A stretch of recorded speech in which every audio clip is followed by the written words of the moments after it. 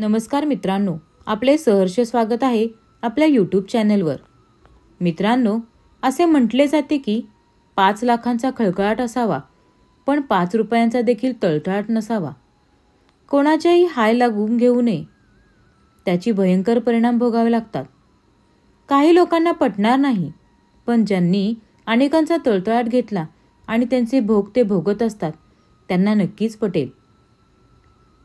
अनेक कारणांनी त्रास दिलेला असतो, जसे की शारीरिक, मानसिक, आर्थिक त्रास असेल, अपमानास्पद वागणूक, कोणाचे मन दुखवले असू शकते, कोणावर अन्याय केला असू शकतो, कोणाची काही कारण नसताना सामाजिक बदनामी केलेली असते, छळ केलेला असतो, कोणाची हक्काची प्रॉपर्टी फसवणूक हडप केलेली असते आणि ते करायला बळ दिलेलं असतं, शारीरिक दुखापत केलेली असेल, विश्वासातील व्यक्तीने घेतलेला गैरफायदा असेल, ज्याने उपकार केले असतील पण आपल्या स्वार्थासाठी त्याच्या पाठीत खंजीर खुपसला असेल।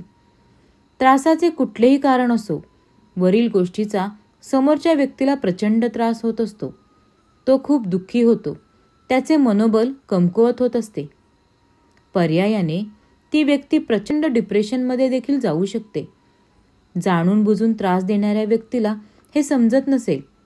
पर्यायाने ज्या व्यक्तीला त्रास झालेला असतो त्या व्यक्तीकडून चमत्कार होत नाही किंवा देव देखील शाप देत नाही, पण त्या दुरावलेल्या व्यक्तीकडून तेजस्वी नकारात्मक ऊर्जा शक्ती निघते व समोरच्या व्यक्तीमध्ये शोषली जाते।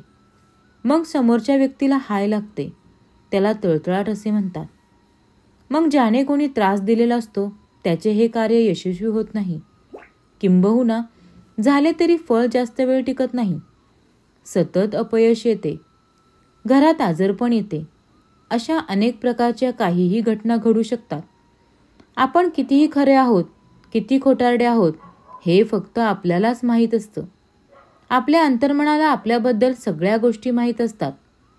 समोरच्याचे मन दुखवलं जाणं म्हणजे पाप लागणे, त्याची परतफेड शक्यतो या जन्मात करावी म्हणजेच पाप लागते। चांगल्या वाईट गोष्टींचा हिशोब व्याजासह परत करावा लागतो।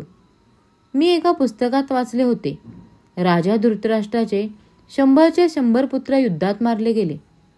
तेव्हा त्यांनी श्रीकृष्णाला विचारले, असं का व्हावे? जीवनात मी असे कोणतेही महापाप केले नाही ज्याचा परिणाम स्वरूपात सर्वच्या सर्व पुत्रांचा मृत्यू आपल्या डोळ्यासमोर पाहून त्यांचे दुःख सोसणे माझ्या नशिबी यावे। तेव्हा भगवान श्रीकृष्णाने धृतराष्ट्र राजाला आपले पूर्वजन्म पाहण्याची दृष्टी दिली। धृतराष्ट्र राजाने दिव्य दृष्टीद्वारे पाहिले की साधारण 50 जन्मपूर्वी तो एक पारधी होता आणि पक्षी पकडण्यासाठी त्याने एका वृक्षाला आग लावली होती।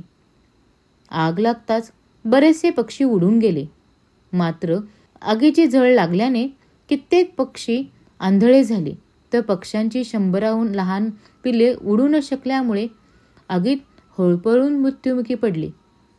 धृतराष्ट्र राजाची त्यावेळेस तिथे क्रिया, त्याच्या कर्माचे फळ, कित्येक जन्मानंतर धृतराष्ट्र राजाचे 100 पुत्र युद्धात मारले गेले तेव्हाच ते पूर्ण झाले। कर्म हे फळ देऊनच शांत होते। प्रत्येक चांगल्या वाईट गोष्टीचा हिशोब हा होतोच, हा प्रत्येकाच्या कर्माचा सिद्धांत आहे। चांगले कर्म चांगले फळ देऊन शांत होते, वाईट कर्म वाईट फळ देऊनच शांत होते आणि काळ मागे पुढे होऊ शकतो। हा कर्माचा सिद्धांत आहे की क्रिया म्हटल्यावर प्रतिक्रिया होणारच। आपण ठरवायचे आपले कर्म कसे असावे। जैसे ज्याचे कर्म तैसे फळ देतो रे ईश्वर।